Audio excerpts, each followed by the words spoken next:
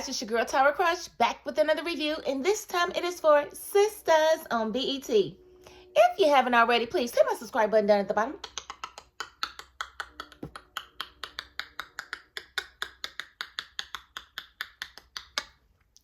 Thank you so very much, and we're going to get right into this review because, again, these episodes are really hit or miss, and this one's a very, very boring episode for me.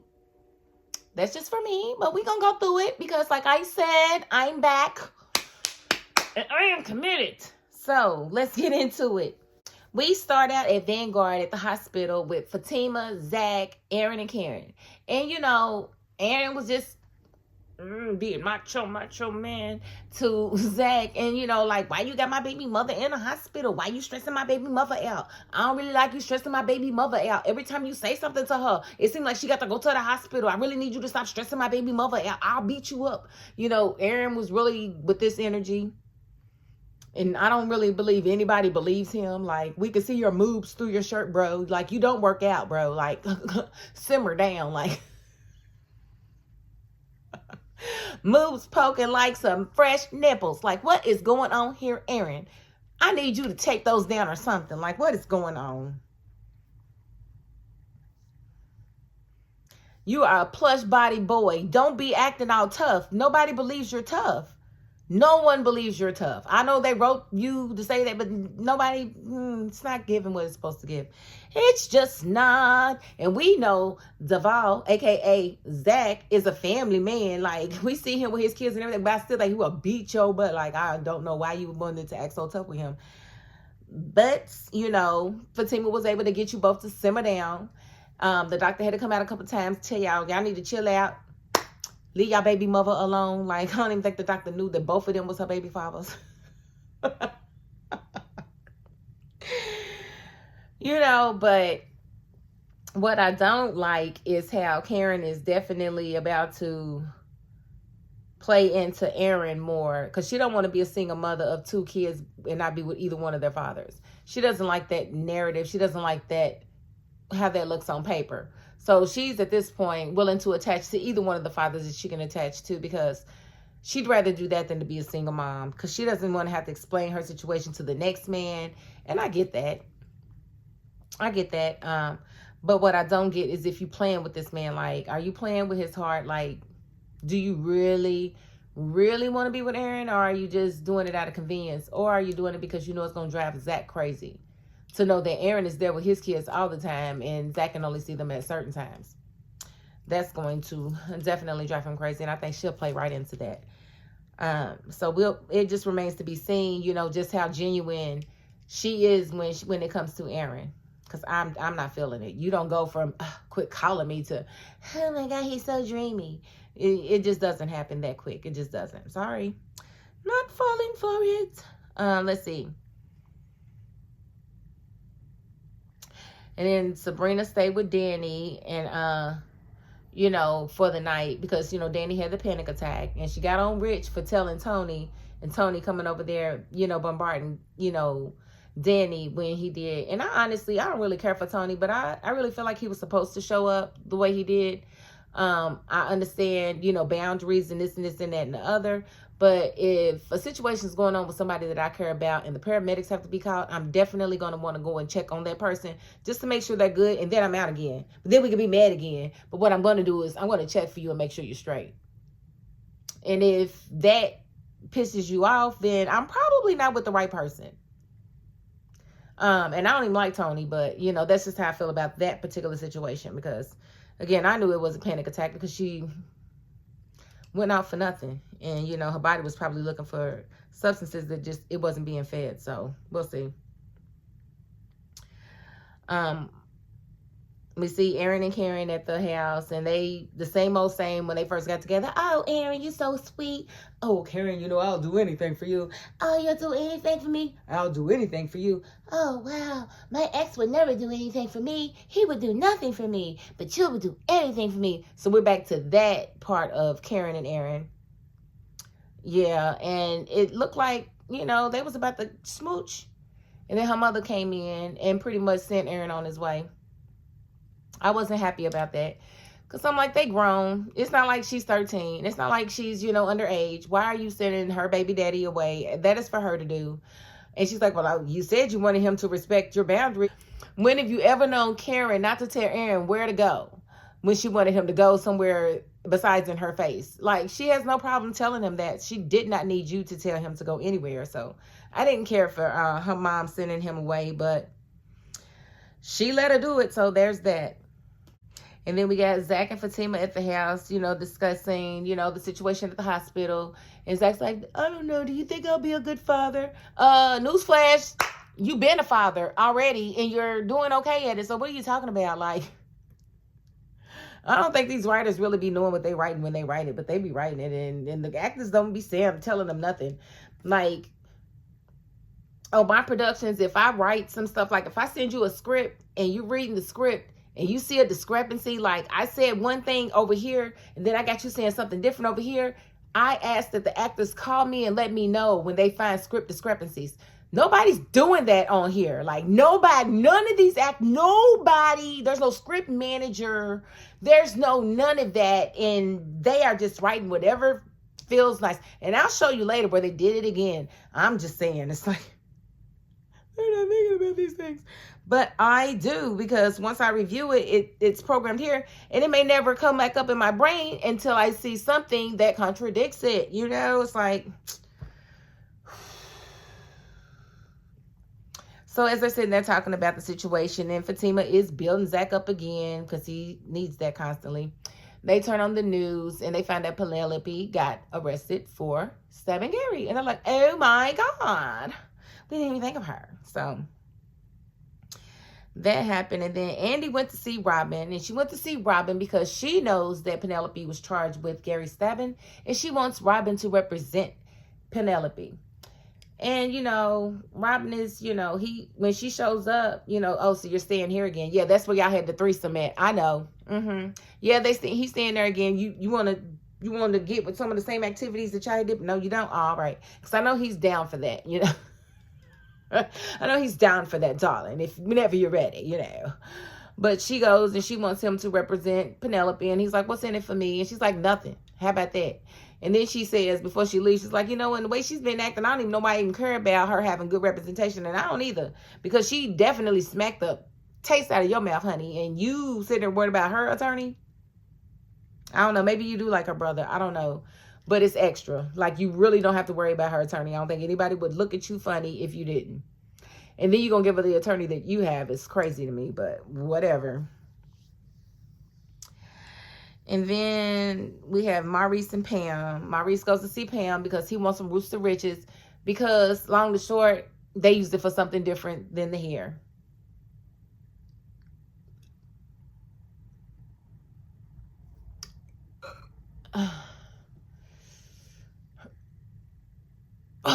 Sorry.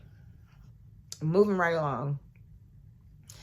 We see Tony, Rich, and Jordan, and they are all at the bar. And Jordan is, kind of distressed because his sister is arrested and has confessed to a stabbing that he doesn't feel like she did.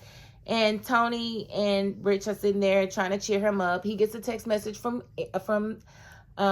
Andy stating that she's gotten Robin to take a meeting with Penelope, and they're like, who's Robin? And he's like, that's her boss and her ex-boyfriend. He was never her boyfriend. Why does everybody get a title so easily on this show? In the real world, just because you have sex with somebody does not make them your boyfriend or your girlfriend. Like, why is everybody her ex? Like, no. Gary was barely her boyfriend. Remember, he was married for a long time in their relationship. So I don't understand why everybody gets to be her ex-boyfriend, but that's what he called him. And they were like, oh, that's a definite conflict of interest. And then Tony looks him up and he's like, oh, he's one of the top attorneys in the country. You may want him to represent your sister. I don't know. Maybe she wants to take that. I don't know. I don't think, blah, blah, blah. So they pretty much convinced him to let Penelope take the meeting with Robin. And wouldn't it be something if Robin and Penelope fell in love? Wouldn't that be something? Wouldn't it though? Like, seriously, like, I could see that. I can see that. But moving right along, Agent Watts wants to have a conversation with Gary because he definitely arrested Penelope, but he wants to, some witness statements. So he goes to Gary to see if Gary can, if he can maybe jog Gary's memory about who actually stabbed him. And, just a refresher in case you haven't been paying attention. Gary got stabbed, and when Gary came out of the coma or whatever it was he was under, he didn't remember anything or anyone but Andy. And so Agent Watts comes, and of course Hudson is trying to get him to go away. Like, no, Gary don't want to talk to you. He don't need to talk to you. He's stressed. He needs to chill. I got power of attorney, blah, blah, blah. And Agent Watts is like, sue me. He asked Gary, does he want to answer some questions? And Gary was like, yes, blah, blah, blah, blah, blah. So he basically asked Gary, remember that night you were in the room by yourself, blah, blah, blah. Gary somehow remembers that when he turns around that there was a woman standing there. And I don't know who the woman was. He didn't say who she was. But I just feel like that is awful convenient. Like, Agent Watts asked him how long Hudson had been that annoying. And Gary's answer was, for as long as I can remember. That's something you say when you remember for a long time. Not something that you say when you can only remember the past 2 days. So I felt like that was a very telling statement when he said that. And then for him to turn around and say, it was a woman, like, and he wasn't hypnotized. It wasn't like Agent Watts put him under hypnosis or anything, and he's, it's none of that. He just closed his eyes and, oh, there's a woman standing there. No, Gary, that's not how memory works. So I'm going to call BS on it being a woman. Don't believe that at all. And if it was a woman, I don't think he knows that it was a woman. I think he's just saying anything to throw them off, because I personally believe at this point, especially, that Gary has not suffered a memory loss at all, and that Gary is playing everybody, and he's going to feed them the information that he feels like he wants to feed them to get the people out of his life that he wants out of his life, because I honestly do not believe he has lost his memory. I just don't. And so we then see Fatima, Zach at their place, and Andy shows up, and they called her over, and they wanted to talk to her about the fact that Penelope was arrested, and they wanted to show her the suspect board. And so they catch her up with the fact that they have been working this murder mystery, this attempted murder mystery of who stabbed Gary, because they wanted to eliminate themselves but also try to figure out who actually did it. And they, she let them know that, wow, but, she said that she was going to get Robin to represent Penelope. And that's when they showed her the board, like, no, you don't want to do that. And they pretty much revealed Robin as the prime suspect on their board. And, Andy was like, now that I think about it,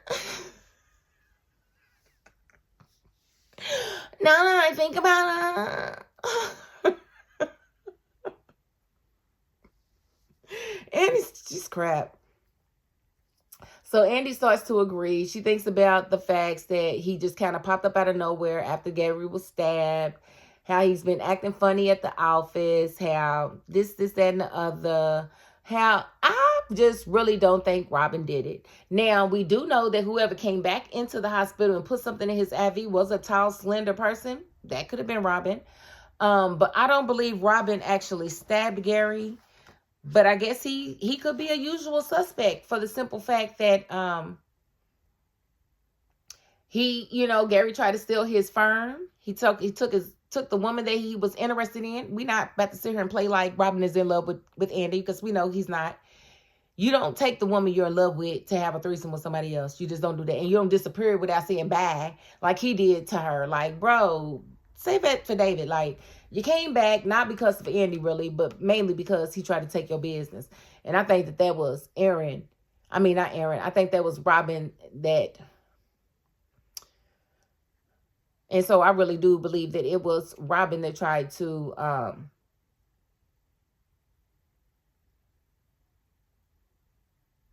I don't know who did it. And so I do believe Robin has a motive to have stabbed Gary. I'm not convinced that it was him. I'm not convinced that it wasn't Hayden, who was also trying to go back and finish the job. Because Tamira definitely hinted at the fact that the last time he went to see Gary, he wound up stabbed. And we did see Hayden trying to leave town. So I'm thinking that it's a good possibility that it's Hayden. He's, willing to let Andy go down, anybody go down besides him. So I think it could be Hayden. Who else do I believe it could be? It could be Hudson. Could be Aaron. Aaron could have been the one to come in the hospital and try to put something in his IV. Because again, Hudson went to talk to somebody and we still don't know who he was talking to. Who was he talking to? I'm thinking it was Aaron. And Aaron got this old tough guy mentality. So maybe he is the one that is, the muscle behind Gary getting stabbed. I don't know. But I'm willing to stick around to figure out who it was because it's getting interesting. But again, this was a kind of a lackluster episode for me. A couple things happened, but I think I covered everything that I needed to cover. If I missed something, y'all let me know in the comments and we'll talk about it like we always do. But again, if you have not already, please hit my subscribe button down at the bottom.